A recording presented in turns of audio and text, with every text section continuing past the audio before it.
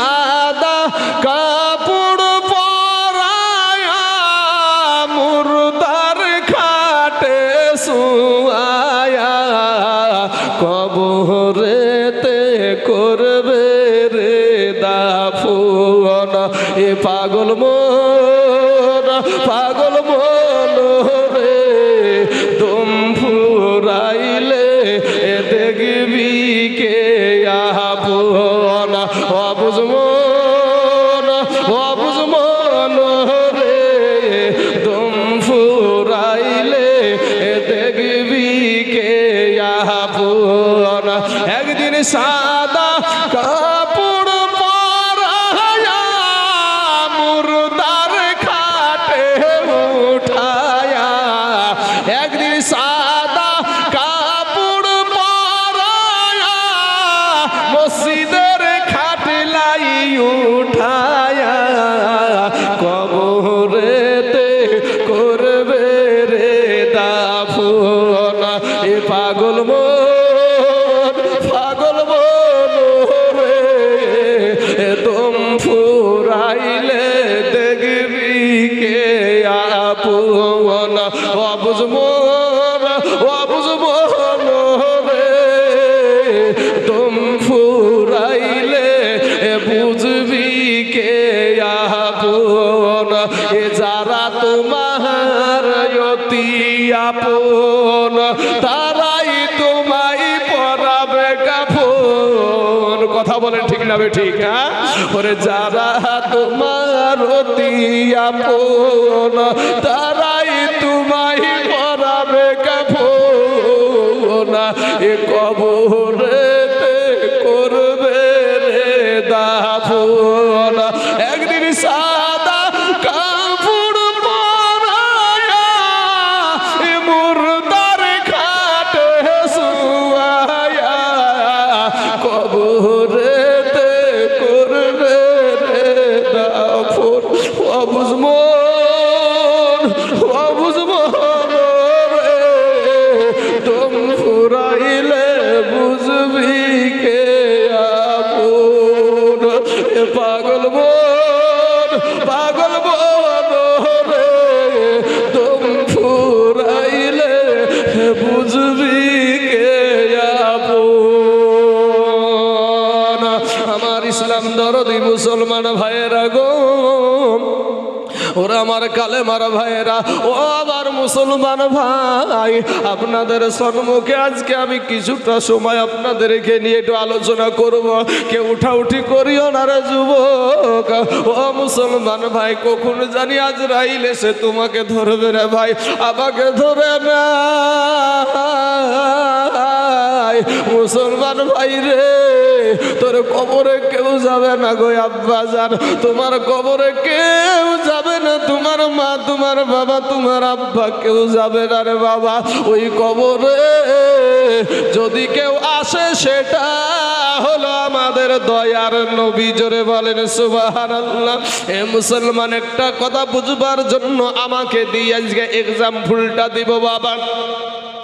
Example দেওয়ার আগে আর একটা কথা বলি বাপ, আপনাদের ডমকুল হসপিটালে আমার একটা মুসল্লি থাকে, ডমকুল নার্সিং হোমে একটা আমার মুসল্লি থাকে, যার নাম হলো বাবা মনিরুল ইসলাম। যেই নার্সিং হোমটার নাম হলো দিয়া নার্সিং হোম। ওই নিউ দিয়া নার্সিং হোমে আমার মনিরুল ভাইকে একদিন জিজ্ঞাসা করছি, ভাই রে একটা বার বলো রে ভাই, যখন তোমার মা, যখন আপনারা তো সিজার করেন, আপনারা তো মহিলাদেরকে সিজার করেন, যখনই ওই ছেলেটাকে ফোন লাগাই বাবা, তখনই আপনার ওই সিজারের ঘরে ওটির ভিতরে যে একটা টিপ টিপ টিপ টিপ আওয়াজ হয়, ওই আওয়াজটা কিন্তু শোনা যায়। কিন্তু বাবা গো, ওই দিয়া নার্সিং হোম থেকে ওই ডাক্তার ভাই আপনাদের এখানে আজকে হাজির হয়ে দর্শক হইয়া আজ আমার ওয়াজ শুনতেছে রে বাবা। ও সোনা মানিকেরা, ওই মনিরুল ভাইকে বললাম, ভাই আপনার আমার মাকে যখন যখন আপনার আমার মা জননীকে যখন বাবা ওই ডাক্তারেরা ওই আপনার ডাক্তারেরা যখন আপনার ওটিতে উঠায়, ওই মা জননী যুবক রে আজকে মাকে তুমি খেতে দাও না, মাকে তুমি উঠতে বসতে গালাগালি করো। আজ যারা মায়ের পাগল এখানে বসে আছেন একটা ফোঁটা চোখের পানি ছেড়ে দিবেন বাবা। আমার আল্লাহর কাছে এই চোখের পানিটা বড় দামি, আমার আল্লাহ এই চোখের পানিকে বেশি ভালোবাসে। কারা গো আজ মাহারা পাগল এখানে বসে আছেন, কতদিন মা জননীর মুখখানা দেখতে পান নাই, কতদিন মাকে মা বলে ডাকতে পান নাই, কতদিন আব্বাকে আব্বা বলতে পান নাই, কতদিন আব্বার আদরের ডাকটা আপনি শুনতে পান নাই রে বাবা। আজ কারা গো মা জননীর পাগল এখানে শোনেন। ওই দিয়া নার্সিং হোমের মনিরুল ভাই আমার, যেই ছেলেটা আপনাদের এখানে এখন উপস্থিত আছে, ওই ভাইটা বলছে আমাকে একটা ছবি দিয়ে ছবি দিল বাবা। একটা ছবি দেখায়া দেখলাম বাবা, জনম দুঃখিনী মা, পেটে ধারণী মা, 10 মাস পেটে বহানি মা। ওই মা জননীর বাবা এতটুক জায়গা কাটে না গো। আমার মা জননীর আমি ওই ছবিতে আমার ভাইটার কাছে দেখিলাম, ছবি মোটামুটি এতটা জায়গাকে তারা কেটে ফেলে। কেটে ফেলার পরে ওই বাচ্চাটাকে দুনিয়ার জমিন দেখায়। কিন্তু মুসলমান ভাই আজ একটা বার তোমার মুখে মা ডাক শোনার জন্য তোমার মুখে আব্বু তার স্বামীকে আব্বু ডাক শোনাবে, নিজে মা ডাক শুনবে। দুনিয়ার জমিনে যখন দুনিয়াতে কোনো সন্তান হবে না, ওই মহিলাকে বাধা বলে গালি দেয় রে বাবা। কিন্তু মায়ের মনে কত আশা, আমার সন্তান আমাকে মা বলে ডাকবে, আমার সন্তান আমার স্বামীকে বাবা বলে ডাকবে। স্বামীর মুখখানা উজ্জ্বল করার জন্য এই মহিলাগুলা বাবা ডাক্তারখানায় যখন যায়, বেডে উঠেছে বাবা, অস্ত্রপাতি সব দেখছে। ও মহিলা জানে এই বেডে উঠলি আমাকে আমার সুন্দর শরীরটাকে, আমার শরীরে কোনো খুঁত নাই, আমার শরীরে কোনো কাটা মাংস নাই। এরপর ওই মহিলা বলে আমাকে আপনারা সিজার করেন গো, এরপরেও আমার সন্তানের যেন কোনো ক্ষতি না হয়। জোরে জোরে বলুন সুবহানাল্লাহ। এ যুবকের আমার ভাইয়েরা, এত কষ্ট পাওয়ার পরে, এত রক্তক্ষরণ হওয়ার পর ওই ভাইটাকে আমি জিজ্ঞাসা করেছিলাম, মনিরুল ভাই গো একটাবার বলেন তো ওই মহিলাটা সন্তানটা দেখার পরে কি করে, তার সেই সময় তার অবস্থাটা কেমন হয়। আমাকে তখন ওই ডাক্তার আমার মনিরুল ভাই দিয়া নার্সিং হোমের ছেলেটা বলছে যে আমাদের ইমাম সাহেব শুনেন গো, ওই বাচ্চাটা তার সন্তানটা দেখা মাত্র তার মা জননী মুচকি হাসি দিয়া দেয়। জোরে বলেন সুবহানাল্লাহ। আজ যুবক রে, এমন যুবক এখানে আছো রে ভাই, আজকে তুমি বলবা যে না এখানে না থাকতে পারে, কিন্তু ভাই রে আমাদের সমাজে অনেক জায়গায় দেখা যায় মাকে মা বলে ডাকে না, এরকম সন্তান আছে না নাই ভাই? হ্যাঁ জোরে বলতে হবে, আছে না নাই? এ যুবকের আমার ভাই জানেরা, আব্বা জানেরা গো, আপনারা সবাই তাকাচ্ছেন এদিকে, আমি আপনাদের দিকে সবার দিকে তাকাচ্ছি বাবা। অনেকেই কিন্তু মায়ের কথা শুনে চোখের পানিও মুছছে রে বাবা। আমি আপনাদেরকে বলবো মাকে যারা হারায়া দিয়েছেন আপনারা মায়ের জন্য একটু দোয়া করবেন গো। মায়ের কবরে গিয়ে একটু আল্লাহর কাছে প্রার্থনা করবেন। কতদিন মা জননীর চেহারা খানা দেখেন নাই, আমার আল্লাহকে বলবেন আল্লাহ গো আমার মা জননী আজ কবরে রেখে চলে গেছি, আমার মা দুনিয়াতে নাই, মা বলে ডাকার মতন কেউ নাই গো আল্লাহ। দয়া করে আমার মা জননীর কবরখানাকে রিয়াজুল জান্নাত বানায়া দাও। সন্তানের চোখের পানি যখন মা জননীর কবরের কাছে গিয়ে পড়তে থাকবে বাবা, ওই মাটিটা ওই চোখের পানিটা গালে আসতে দেরি হবে, আপনার মা জননীর কবরের আযাব মাফ করতে আমার আল্লাহর এক মুহূর্ত দেরি হবে না। জোরে জোরে বলুন সুবহানাল্লাহ। কারা গো আজ মায়ের পাগল যুবকেরা? অনেক যুবক আছো রে ভাই, তুমি আজ মাকে মা বলে ডাকো না, আব্বাকে আব্বা বলে ডাকো না। ওই মনিরুল ছেলেটার মুখে যখন শুনলাম এত কষ্ট করে মা দুনিয়ার জমিনে নিয়ে আসে রে বাবা, এত কষ্ট করে মা দুনিয়াতে আমাদেরকে দেখায় আছে। এরে মুসলমান যুবক, আমাদের সামনে রমজান মাস আসছে রে বাপ। এই রমজান মাসে যখন ঈদের দিন আসে সবাই বলে বছরকার দিন এসেছে, কিন্তু যখন আমরা ছোট্ট ছিলাম গো, এমনও দিন আমরা দেখেছি যে পরনের লুঙ্গিটা, বাবার পরনের লুঙ্গিটা, আব্বাজানের পরনের লুঙ্গিটা এই শীতের টাইমে আমাদের গলাতে জড়াইয়া দিয়েছে, দিয়ে আমাদেরকে দুনিয়াতে বড় করেছে বাবা। মা জননী আর আব্বাজান একদিন বাবাজি ঈদের আগে আগে বাবা কোনো পোশাক কিনতে পারে নাই, সন্তানের জন্য কোনো পোশাক আনতে পারে নাই। পাশের বাড়িতে নতুন পোশাক এসেছে, পাশের বাড়িতে নতুন জামা এসেছে, পাশের বাড়িতে নতুন প্যান্ট এসেছে রে বাবা, কিন্তু তোমার আব্বার কাছে টাকা নাই, তোমার মা জননীর কাছে ভাইরে টাকা নাই। এবার ছোট্ট ছেলে এসে বলছে মা, মা গো, ওগো মা, আমার আব্বুকে একটা বার বলো আমাকে ঈদের দিনে যেন একটা নতুন জামা কিনে দেয়। মা কিন্তু বাবা ধরা দেয় না, কিন্তু মা জননীর কলেজা ফেটে যায়, মা জননীর কলেজা ফেটে রে বাবা। মা জননীর স্বামীকে, সন্তানকে সান্ত্বনা দিয়া গিয়া স্বামীর কাছে গিয়ে বলছে, স্বামী আমার কলেজার টুকরা নয়নের পারা, আমার নারী চিড়া ধন, আমার এই সন্তানের জন্য আপনি ধার করে হলেও আমার সন্তানের জন্য আপনি বাজার করে আনেন। এ যুবকের আমার ভাই জানে না, কিন্তু ভাই রে আজকে তোমার কাছে হাজার হাজার টাকা, আজকে তোমার কাছে কত টাকা শেষ নাই রে বাবা। এত টাকা থাকা সত্ত্বে বছরকার দিন মা জননী আব্বাজান বৃদ্ধ হয়ে গেছে, একটা নতুন পোশাক তোমার কপালে তুমি দিতে পারো না, মা বাপের কপালে জুটাইতে পারো না।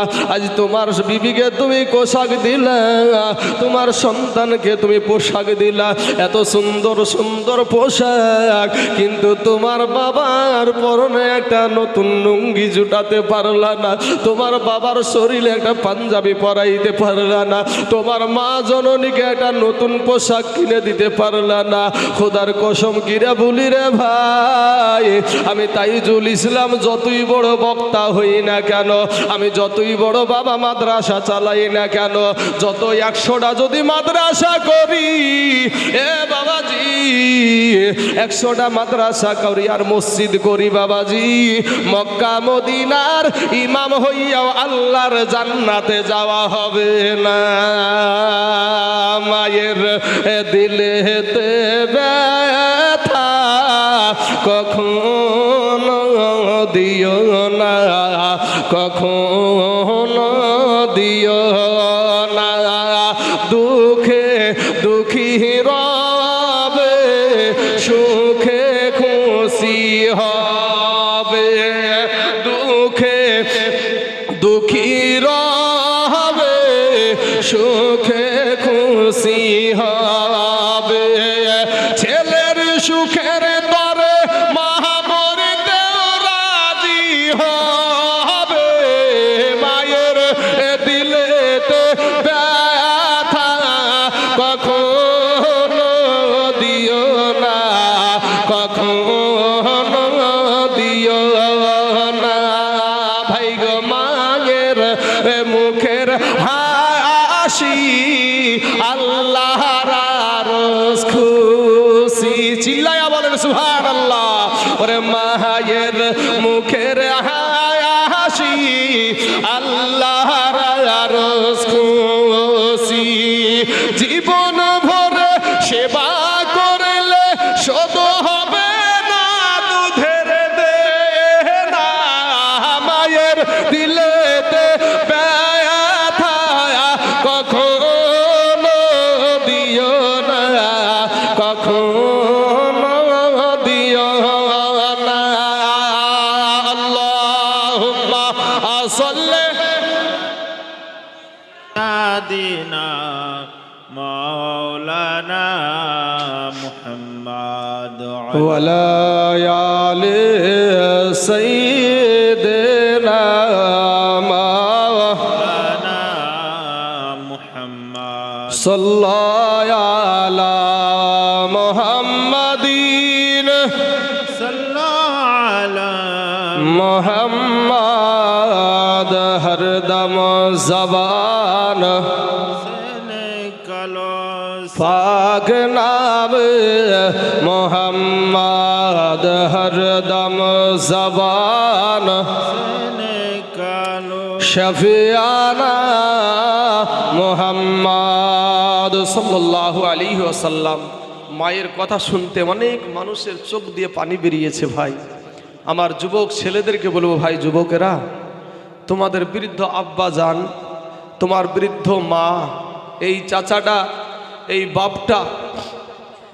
বাপটা দোকানে যায়। এই যুবকেরা, তোমার লজ্জা হওয়া দরকার। এই যে বৃদ্ধ মানুষটা, সে তো আর ইনকাম করতে পারে না। তোমার আব্বা চায়ের দোকানে বসবে, তো এই চায়ের দোকানে বসার টাইমে লজ্জায় বসতে পারছে না যে সবাই চা খাচ্ছে আর আমার পকেটে তো টাকা নাই। ভাইজান, যদি এই দোকানদার যদি অপমান করে, কিন্তু ভাইরে তোমার পকেটে কত টাকা, বন্ধু বান্ধবকে খাইয়ে ফুরিয়ে দাও, কিন্তু তোমার বাপের হাতে 10টা 50টা টাকা দিতে পারো না। এগুলো আমাদের সমাজে আছে না নাই গো ভাই? হ্যাঁ, এরকম আছে। মা জননীর একটা জিনিস খেতে মন চাই, মা জননীর একটা জিনিস খেতে চাই, বেটাকে লজ্জায় বলতে পারে না যে বেটারে আমার অবাক জিনিসটা মন যাচ্ছে রে, বেটা বলতে পারে না। মা এমন একটা জিনিস, মা যার দুনিয়াতে নাই সেই জানে মা হারানোর কি ব্যথা, যার আব্বা নাই সেই জানো আব্বা হারানোর কি ব্যথা। এই দুনিয়ার জমিনে যাদের মা বাপ নাই তারাই জানে। এ যুবকেরা, এরকম বৃদ্ধ মানুষ, বৃদ্ধ আব্বাজান চাচা যারা আছে, তাদেরকে একটু জিজ্ঞাসা করো, চাচা গো, ও চাচা, আপনার আব্বা কেমন ছিল, আপনার মা কেমন ছিল? তখন যখন আপনারা কথা বলি করেন না, তাহলে আমার আবার তার কাটে যাবে। বাবাজি, হ্যাঁ বাবাজি শোনা, আমি বলবো যে কথা বলি করিয়েন না, একটু শুনেন, বুঝেন কথাগুলা, কথায় কথা চলে আসে। আপনারা যখন বলি করবেন না, তখন আমাদেরও কিন্তু তারটা ছিঁড়ে যায়, প্রত্যেকটা বক্তার তার ছিঁড়ে যায়। কিন্তু আপনারা মানেন না, কথা বলতে হবে, তাহলে পেট ফেটে যাবে, ফাইটে যাই মাথায়। 2 ঘন্টা 3 ঘন্টা 4 ঘন্টার ব্যাপার নাকি চাচা? হ্যাঁ হ্যাঁ বাবাজি শোনা, বুঝবেন কথাগুলো, আলেম ওলামারা কি বলে সেগুলো একটু বুঝার চেষ্টা করিয়েন। এমন বুঝিয়েন না কথাটা আমি সব জায়গাতে বুলিয়ে বেড়াইলাম। তা আপনাদের এখানেও বলি, আজকে যেহেতু ভাইদিরিয়া পাড়াতে অনেকবার ফোন গিয়েছে আমাকে, কিন্তু কোনোবার দাওয়াত হয় নাই, এবার হয়েছে বাবাজি। কিন্তু ফোন হয়েছে অনেকবারই এখানে আনার জন্য, বা আমি দাওয়াতের জন্য অনেকবার ফোন হয়েছে, কিন্তু কোনোবারই এই জায়গা কি ভাইদিরিয়া পাড়ার আশপাশেও হতে পারে, কিন্তু কোন ফোন সেটা বলতে পারবো না। তবে এবার যখন এসেছি এই কথাটা আপনাদেরকে বলে যাই। এক মঘা চাচা জীবনে কোনোদিন আয়না দেখেনি, জীবনে আয়না, আমরা মুখ দেখিনি চাচা, ওই আয়না জীবনে কোনোদিন দেখেনি। এটা কথার কথা, কোনো কুরআন হাদিস নয়, এক্সাম্পল বোঝানোর জন্য এটা বলা হচ্ছে। তো মঘা ভাইদিরিয়া পাড়ার বাজারে বাবাজি পাইকারি দরে আয়না বিক্রি হচ্ছে 10 টাকা বেলা আয়না। কয় টাকা বেলা? 10 টাকা দাম। মঘা মাঠে থেকে মুনিশ টুনিশ খেটে এসে 10 টাকা দিয়ে বাবাজি একটা চাচা ওই আয়না কিনেছে। 10 টাকা দিয়ে একটা আয়না কিনে আয়নার দিকে তাকিয়ে দেখছে যে আয়নার ভিতরে একটা মানুষ ভরা, আয়নার ভিতরে একটা মানুষ। যখন আয়নার ভিতরে মানুষ দেখেছে, এর তখন মাথার মগজ আর নাই, বুঝতে পারছেন? আরে সর্বনাশ, আশ্চর্য জিনিস, আজব জিনিস তো। সুন্দর করে ভাই একেবারে হেফাজত করে বগলের ভিতরে লুকিয়ে নিয়ে যায়, একেবারে বাড়িতে কাউকে দেখায়নি, বাড়িতে কাউকে বলেনি, নিয়ে যে লুকিয়ে রেখেছে, নিয়ে যে টেবিলের তলে লুকিয়ে রেখেছে। লুকিয়ে রাখার পরে প্রত্যেক দিন দুপুর বেলাতে গোসল করে, তেল তেল মাখার পরে খাওয়া দাওয়া করে ওই আয়নাটা একবার করে বের করে, একবার করে দেখে। দেখার পরে বাবা বিবির চোখে কদিন ফাঁকি দিবে, বাড়িতে বিবি তো আছে, কদিন ফাঁকি দেবে? তো বিবি তখন চাচা বলছে যে আমাকে লুকিয়ে রোজ রোজ ওখানে কি করে ও, আজ মঘা বাড়ি থেকে বের হোক, তারপরে ওর মজা দেখাচ্ছে আমি, আমাকে চুরি করা, দাঁড়া। এবার বাবাজি গরম না ঠান্ডা হুজুর? ঠান্ডা তো, গরম লিয়েছেন, নাহলে এখন ঠান্ডা খালি তো আপনি সবখানি বসে যাবে যেটুকু আছে। হ্যাঁ, একটু কুসুম গরম লিয়েছেন, কুসুম গরম। হ্যাঁ, যাক, পানি স্টেজে পানি রাখতে হয়, এটা একটা ব্যাপার আছে। যেহেতু বক্তা বক্তব্য দেয়, আমাদের এই বিষয়টা তো এইরকম এরকম চলছে সবসময় নাকি। যদি এরকম হয়ে দাঁড়িয়ে যায় তাহলে গেল, এই বক্তা গেল রে ধর, এরকমও যদি হয়ে যায় তাহলে বাবাজি ওই গেল বক্তা। তো বাবাজি শোনা, পানি এমনিও মানুষকে পানি খাওয়াবেন। মানুষ যদি কেউ পানি খেতে থাকে, পিপাসিত মানুষদেরকে পানি খাওয়াবেন, সোয়াবের কাজ। এখন বাবাজি খাওয়াই নিয়ে ফাওয়া কেন তো সব ফতুয়া জারি করে সব শেষ করে দিল। ইয়া চলবে না, ও চলবে না, ইয়া করা যাবে না, ও করা যাবে না, হ্যান করা যাবে না, ত্যান করা যাবে না। দুটা দুনিয়াতে শুধু ইয়াই চলছে, ই এক দলের, ও এক দলের, ইয়ে মসজিদ এক মসজিদ, ও আর এক মসজিদ। বাবাজি কত দল যে নতুন নতুন বার হয়েছে রে বাপ। ও বলছে আমি সঠিক, তো পুরাতন যারা ছিল তারা কি, এই যাদের সাদা দাড়িওয়ালা হয়ে গেছে, এ বেটারা তাহলে কি ছিল? এখনকার দায় যদি সঠিক হয় তাহলে এরা ভুল ছিল নাকি? বাবাজি এটা একটা কিয়ামতের আলামত। কিসের আলামত? কিয়ামতের আলামত। নবী বলেছেন যে এমন একটা জামানা আসবে যখন মানুষেরা বলবে যে আমাদের বাপ দাদারা ভুল করেছে, আমাদের বাপ দাদারা ভুল করেছে। এই কথা বলার জন্য সে নিজেই একটা কিয়ামতের আলামত। বুঝলেন না বাপ, সোনা মানিকের আমার ভাই? তো এবার আসুন, যে এবার এই বিবি তখন বাবাজি ওর স্বামী বাড়ি থেকে বের হওয়ার দিকে তাকায় আছে, যে তার কাটা বুদ্ধি ছিল, মঘা তুমি বাড়ি থেকে বের হও, তারপর মজা দেখাচ্ছি, যে আমাকে চুরি করা লুকানো। এবার যখন ওই স্বামীটা বাবা বাড়ির থেকে বাইরে, বেটা ছেলে মানুষ বাইরে তো যাবি, বাজার ঘাটে ঘুরবে। তো এবার আপনার যখন স্বামীটা যখন বাইরে গেছে, ই যেমন এক বাবাজি ওই পুরুষটা ওর স্বামীটা যেমন তার কাটা বুদ্ধি ছিল মঘা, ওর বিবিটাও বাপ তার কাটা বুদ্ধি ছিল মঘি। ওর বিবি তখন বাপ ওই আপনার আয়নাটাকে বের করিয়া আয়নার দিকে তাকিয়ে দেখছে যে আয়নার ভিতরে একটা সুন্দরী মহিলা, আয়নার ভিতরে একটা সুন্দরী মহিলা।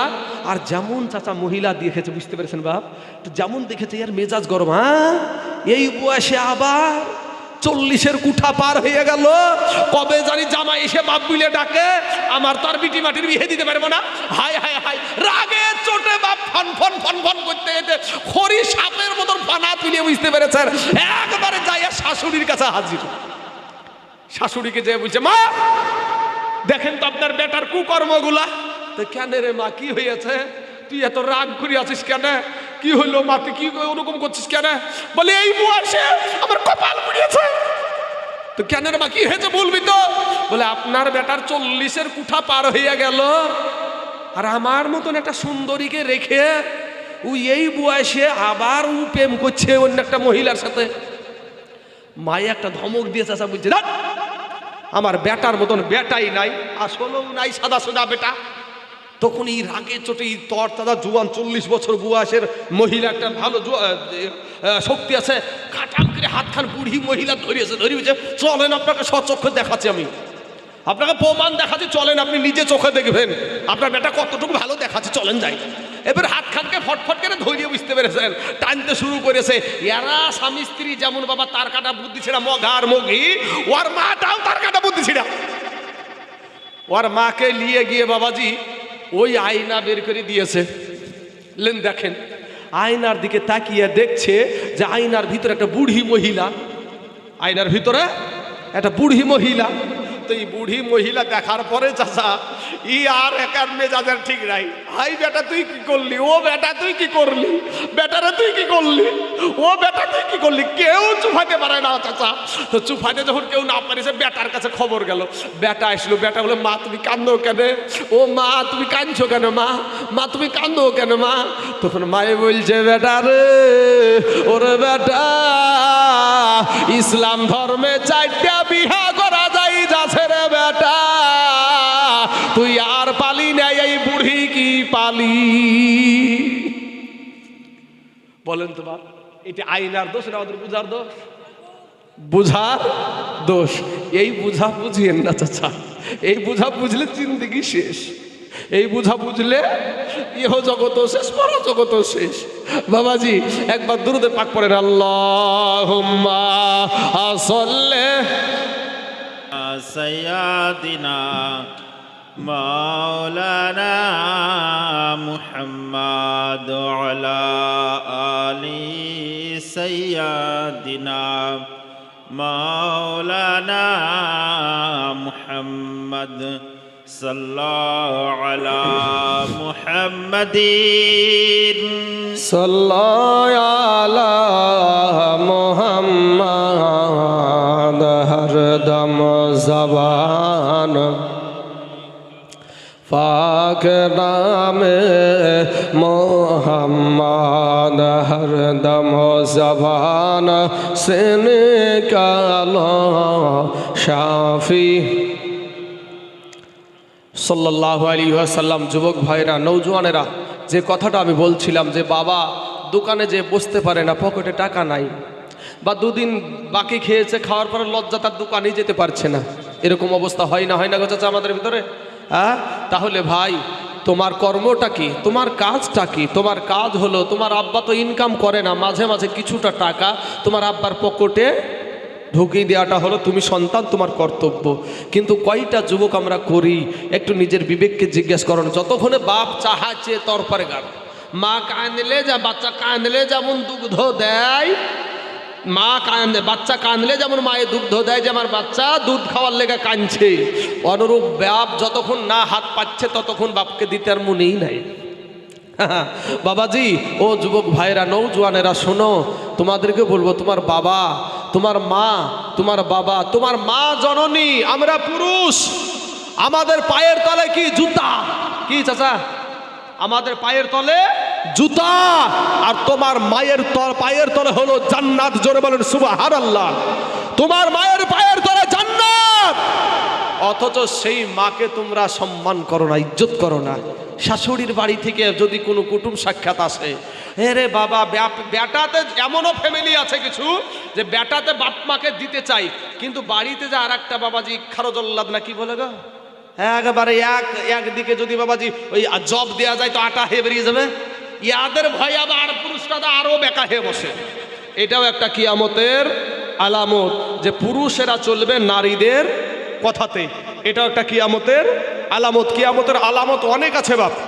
আজ দেখেন আমাদের সমাজে এটা ঘটছে না বাবজি, এটা ঘটছে তো। আজ নারীদের কথাতে পুরুষেরা চলছে, এটা একটা কিয়ামতের আলামত। ইমাম মেহেদি আসবে, কিয়ামতের আলামত। আপনার ঈসা নবী যে আসমানে উঠে গেছে উনি আসবেন, উনার একটা কিয়ামতের আলামত। রাস্তাঘাটে আপনার ব্যভিচার হবে, কিয়ামতের আলামত। ভাই ভাইকে চিনবে না, কিয়ামতের আলামত। ঘরে ঘরে, বাড়িতে বাড়িতে আপনার আস্তে আস্তে আপনার একটা গ্রামে যে কটা মসজিদ হবে তার ঠিক নাই, বুঝলেন না? ওরে এলো দিন আখেরি, আলেম হবে বাড়ি বাড়ি, এলো দিন আখেরি, মলবি হবে বাড়ি বাড়ি। ওরে কোরআনের কথা বলবে, হাদিসের কথা বলবে, নিজেরা মানবে না। ঘন ঘন মসজিদ হবে কিয়ামতের নিশানা গো, ঘন ঘন মসজিদ হবে কিয়ামতের নিশানা। চাচা, আপনাদের জামানায় আপনারা যখন তরতাজা যুবক তখন এত মৌলবি ছিল? এত মৌলবি আপনারা পাননি, এত মৌলবির সোহবত আপনারা পাননি, এত জালসাও পাননি। এত ভেজাল ছিল? এত ভেজাল ছিল না। কিন্তু আজ দেখেন ঘরে ঘরে মৌলবি। তো একটা গ্রামে এখন কতদিন মৌলবি, আরে বাবা রে, মৌলবির শেষ নাই। হ্যাঁ, তাই কবি বলছেন, ওরে এলো দিন আখেরি, আলেম আলেম না, এটা কিন্তু আবার একটা বুঝতে হবে, সব আলেমকে এক দাড়িতে মাপলে হবে না। কবি বলছেন এলো দিন আখেরি মৌলবি হবে বাড়ি বাড়ি, কোরআনের কথা বলবে নিয়া গো হাদিসের কথা বলবে, নিজেরা মানবে না। ঘন ঘন মসজিদ হবে কিয়ামতের নিশানা গো, ঘন ঘন মসজিদ হবে কিয়ামতের নিশানা। বাইরে কিয়ামতের দিন ঘনাবে, এ বান্দির পেটে সন্তান হবে, কিয়ামতের দিন ঘনাবে, এই বান্দির পেটে সন্তান হবে, নিজের জমি খালি থাকবে, আবাদ হইবে না। কিছু পীরে টিপে মুরিদের পা, জগৎবাসী শুই না যা।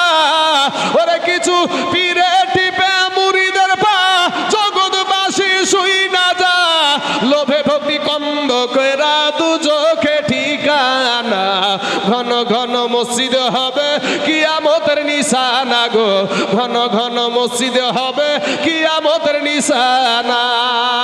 এমনও কিছু পীর আছে বাবা, পীর কোনোদিন ভণ্ড হয় না, আর ভণ্ড কোনোদিন পীর হয় না। কথাটা বুঝলেন না? মসজিদে জুতা চুরি হয়, তো নামাজি কোনোদিন জুতা চুরি করে? নামাজি কোনোদিন জুতা চুরি করে না, নামাজি কোনোদিন জুতা চোর হয় না। আর জুতা চোর